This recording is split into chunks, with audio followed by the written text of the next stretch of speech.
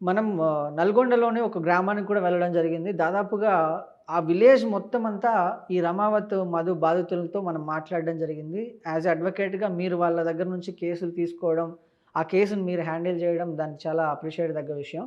మీ efforts గాని అక్కడికి వెళ్లి అదంతా చేశారు. ఈ జనాలు గూడా 1 మంత్, 2 మంత్స్ ఆ రమావత్ మధు కేసును గుర్తుపెట్టుకున్నారు. దాన్ని మీడియాలో చాలా వైరల్ జేయడం జరిగింది. దాని తర్వాత ఇప్పుడు ఆ స్కామ్ గురించి గానీ, ఆ కేస్ గురించి గానీ ఎవ్వరు మాట్లాడట్లేదు.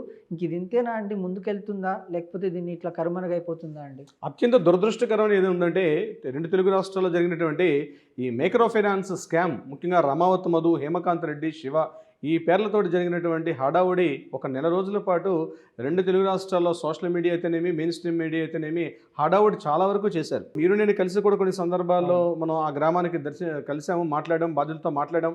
వాళ్ళు కూడా మన ఆఫీసులకు వచ్చారు. బాధితుల తరపున మనం వకాలత్ తీసుకున్నాం, కోర్టులో కూడా కేసులు ఫైల్ చేస్తున్నాం. అయితే ఒక కుటుంబ వ్యవహారంలో జరిగినటువంటి సమస్య ఏదైతే ఉందో, ఒక కేంద్ర మంత్రి గారి ఇంట్లో జరిగినటువంటి చిన్న ఇష్యూ ఏదైతే ఉందో, దాన్ని హడావుడి చేసి ప్రతిపక్షాలు అయితేనేమి, ప్రధాన పక్షాలైతేనేమి దీన్ని హడావుడి చేసి చివరికి ముఖ్యమంత్రి గారితో ఒక సిట్టు విచారణ ఏర్పాటు చేసుకొని కూడా అదేదో రాష్ట్రంలో ఇంకేమీ సమస్యలు లేనట్టు, రాష్ట్రంలో ఇంకెటువంటి ఇబ్బందులు లేనట్టుగా అదే ప్రధాన సమస్యగా వారం రోజుల పాటు ఈ ఎంటైర్ రాష్ట్రాన్ని కూడా పక్కదో పట్టించేశారు.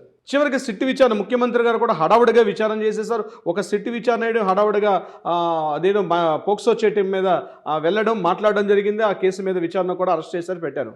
నేను సూటిగా ఒకటే అడుగుతున్నాను రోహన్ గారు, మరి ఇదే హడావుడి 9 మంది బాధితులు సూసైడ్ చేసుకొని చనిపోయారు కదా, 9 మంది ఇళ్లల్లో దీపాలు ఆరిపోయాయి కదా, బాధితులు కోట్లాది రూపాయలు నమ్మకంతో కట్టి ఆ వ్యక్తి చివరికి నట్టేట ముంచేసి వెళ్ళిపోయాడు కదా.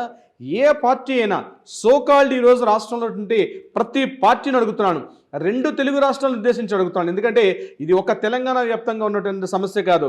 అటు ఆంధ్రప్రదేశ్లో జరిగింది, తెలంగాణలో కూడా జరిగింది. 2 తెలుగు రాష్ట్రాల్లో ప్రధాన పార్టీ కానీ, ప్రతిపక్ష పార్టీలు కానీ ఎవరైనా సరే కనీసం స్పందించారా? బాధితులు ఇళ్లకు వెళ్ళారా? ఇది రాష్ట్ర సమస్య, సుమారుగా కొన్ని 100 కోట్ల రూపాయలతో లింక్ పడినటువంటి ఇష్యూ ఇది. కనీసం అటు ప్రధాన పార్టీ పట్టించుకోలేదు, ప్రతిపక్ష పార్టీ పట్టించుకోలేదు. కొంతమంది ఏవో స్వచ్ఛంద సంస్థలు, కొంతమంది మాలాంటి అడ్వకేట్స్ కొంతమంది బయటకు వచ్చి మార్కెట్లో ఎలుగెత్తి మాట్లాడినా సరే ఇది ఏమిటంటే అరణ్య రోదన అయిపోయింది.